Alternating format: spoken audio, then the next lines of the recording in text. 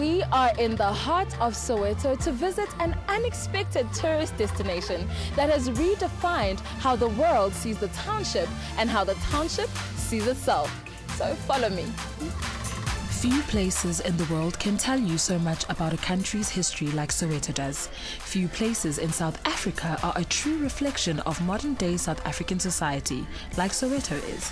And Lebos Backpackers is a proud beacon of the innovative tourism that is taking place. We sat down with Lebo to find out more.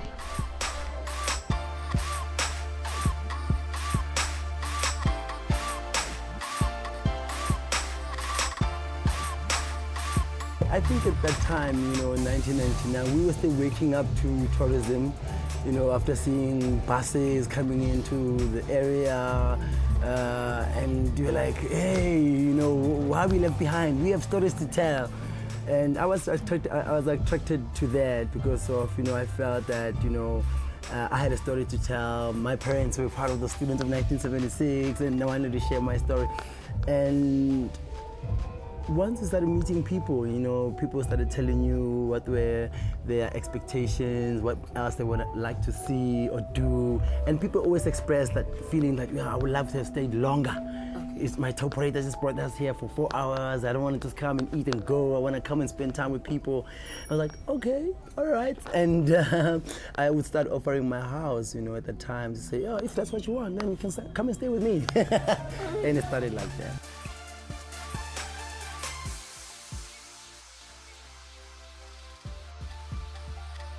What is known as a backpackers today internationally would be a youth hostel, like a youth hotel. Okay. And this is where obviously young people, you as young as you feel, yes, would come and meet with other travelers and share traveling stories. And normally, obviously, you'd have a setup like this, which has a variety of accommodation to cater for in terms of camping, your low budget, to shared rooms like your dormitories, private rooms like singles and doubles. But more than anything else, it connects you with the place that you're visiting. It connects you with the global citizens of the world who are moving around. And obviously being in Soweto, then you get to learn also about the history, the culture, the people. Yeah, for us, we felt that we needed to identify ourselves with a youth hostel because, being a young person myself, and I felt that, young people, they want to see more than just, historical sites. They want to connect, they want to see how we dance, what do we eat, and, how we get by. And when that opportunity arises, then for us, we're like, okay, if it's called backpacking, we go for it.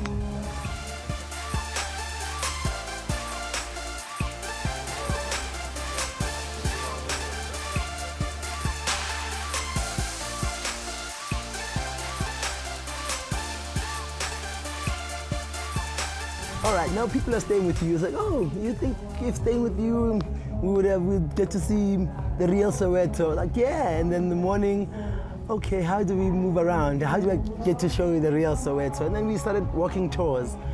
And, at the time I never even had a car. And I never saw the need of being in a car because I was always against the fact that people are in the buses. And somehow the bicycles idea just came into my mind. But I didn't have bicycles, I didn't own bicycles, I didn't have money to buy bicycles, but that was just an idea. Yeah. So for a year, like 2005, I identified bicycles in the community and I negotiated with the owners that we split the profits and I used their bikes.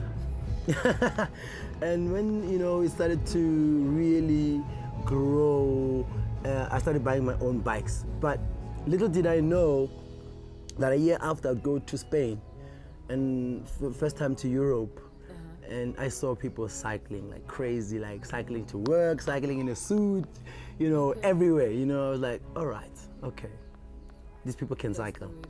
And when we came back, we really, really worked hard and saying, how do we really now, make this the way of seeing areas like Soweto.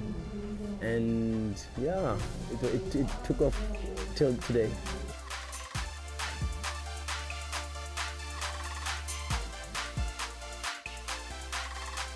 actually are trendsetters, we're inspired by people who were, trailblazers, and I think at one point everyone wants to do something different, Sometimes it's difficult, but all our wish and inspiration is to just be something different from what is there. So if people have seen me like that, and I really appreciate it, because I feel like, wow, I was able to really come up with something fresh, something innovative, and something that can create jobs. That's what's important, that as we do this, let's create jobs and, change the way things are.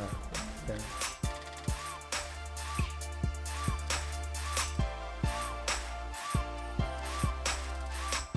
When we started with the Backpackers in 2003, in 2004, just adjacent to the Backpackers, it was an open space, which for many years was used as a dump site, township dump sites. So I was like, no more dumping. Got to clean up the place, and the idea was to use it to give locals or give people an opportunity to interact, to meet tourists, and give tourists also an opportunity to be outside, get the sun, see the people, see how Soweto is, Little did I know that local entrepreneurs, local producers, local innovative people will come and say, hey, how can we also add to what you're doing, to making sure that, we put the Backpackers, we put Soweto on the map, This was the start of many events that showcase the great artistic talents of Soweto, from cuisine to art to great music. We caught up with such great talent by way of Urban Village, who are garnering an impressive following not only in Soweto but nationally. I'm just going to quickly go into what Urban Village is all about. Urban Village is a group that is formed by all 5 of us, and we primarily just, basically just focused on an Afro-indie folk, music. As young as we are, we've realized that there is an open-mindedness, within the community and, the nation as a whole as well. And since that we're talking about our daily challenges and our daily struggles as a black community growing in this urban structure, we sort of, reflected that into our music and really try and find ways as to how we can really bring it out, in terms of the essence. So basically, Urban Village revolves around that, With addition, I'm not sure if... anything else. And also, because we were inspired by a lot of traditional music as we were growing up, and it will be better for someone who didn't have that opportunity to then be able to be inspired, to then be able to trace back, because there's people who created music before us, and also it comes as a form of honoring as well. And by not even making it commercial, but urbanizing it. Our sound is difficult to define because it's a bit of folk, it's a bit of African folk. There's everything involved in it. So everything that you listen to, you probably hear it, right? So it's not just one specific genre, but it's actually more African folk.